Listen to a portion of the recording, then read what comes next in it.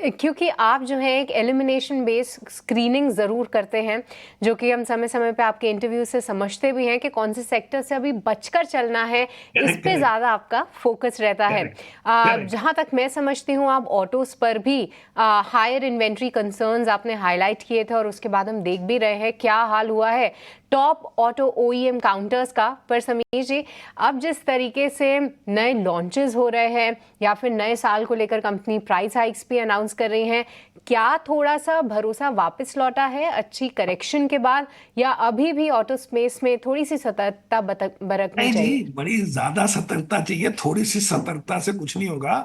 पहली बात तो ये है, मेरा एक बिग पिक्चर थंब रूल है कि जो चीजें वर्ल्ड में बुरी कर रही है वो 90% ऑफ द टाइम इंडिया में भी बुरा कर रहे होते हैं। मैं आपको पहले स्टोरी सुनाता हूँ 90s की। तो 90s में क्या हुआ कि यूएस में सुप्रीम कोर्ट ने कुछ सिगरेट कंपनीज के ऊपर बड़े टैक्स वैक्स लगाए थे। और उस दिन मुझे याद है, पता नहीं 94 या 95 की बात होगी, तो वहां पे फिलिप मॉरिस स्टॉक फेल 24%।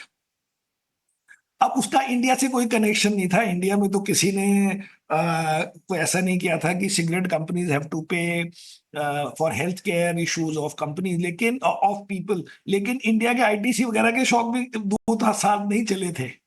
कहने का मतलब है, अगर इन्वेस्टर्स देखते हैं कि ये चीज दूसरी कंट्री में नहीं चल रही, तो वेरी रेयरली वो फॉरेन इन्वेस्टर या इवन इंडियन इन्वेस्टर जो वर्ल्ड पे नजर रखता है कहेगा सारे वर्ल्ड में तो ईवी कंपनियां नहीं चल रही है, बट मैं जरूर खरीदूंगा। तो आप पहले वर्ल्ड की सारी ऑटो कंपनीज को देखिए कि उनके हाल कितने बुरे हैं।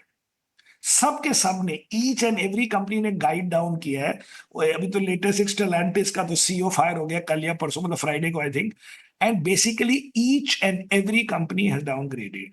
इंडिया में जैसे ही इन्होंने प्राइस हाइक की बात की, साइमल्टेनियसली बाकी लोग आ गए कहने कि ये price hike is just a drama. एक तरह आज के पेपर में ही है शायद कि एक तरफ से आप डिस्काउंट दे रहे हैं और दूसरी तरफ से प्राइस हाइक की बात कर रहे हैं। और तीसरा मेरा इशू है बिग पिक्चर। अभी आप कह रहे हैं, अपना गोदरेज कहता है मेरा कंज्यूमर नहीं चल रहा, वो दूसरा कहता है मेरा कोई साबुन नहीं खरीद रहा, उधर से लोग कहते हैं ये नहीं खरीद रहे। कहाँ से आप गाड़ियों में इतनी नई चीजें आ गई, कोई मुझे नहीं लगता कोई होप है सब। समीर भाई, बचना इसी जो पड़ेगा आप अभी थोड़े बात दिन। बोल रहे हैं ना, और आपने जो पहली लाइन बोली, मैं उसी से ही थोड़ा सा ना कनेक्ट करके एक आपसे पॉइंट वापस पूछना चाहता हूँ। इस बार के नंबर्स तो ठीक है, चलो खराब आए सो खराब आए, आने वाले 2-3 क्वार्टर्स भी खराब लग रहे हैं आपको? क्योंकि ये जो प्रॉब्लम है ना सर, ये तो आप मेरे से कहीं लाख गुना अच्छा जानते हैं, ये थोड़ी मैक्रो वाली प्रॉब्लम्स दिख रही है।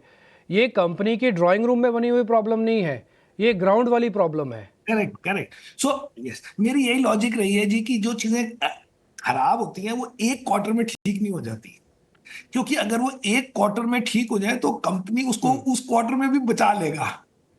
अगर कंपनी जो पहले जनरली अच्छा कर रही है और एक क्वार्टर में आपको डिसअपॉइंट करे, वो पूरी कोशिश करते हैं कि हम डिसअपॉइंट ना करें। क्योंकि पहले आपने 8-10 क्वार्टर अगर अच्छा किया है, फिर आपको लगता है एक क्वार्टर में सारे मेरा किए पे क्या कहते हैं पानी फिर जाएगा, किए कराए पे पानी फिर जाएगा, तो वो बड़ी कोशिश करते हैं कि आपको डिसअपॉइंट ना करें।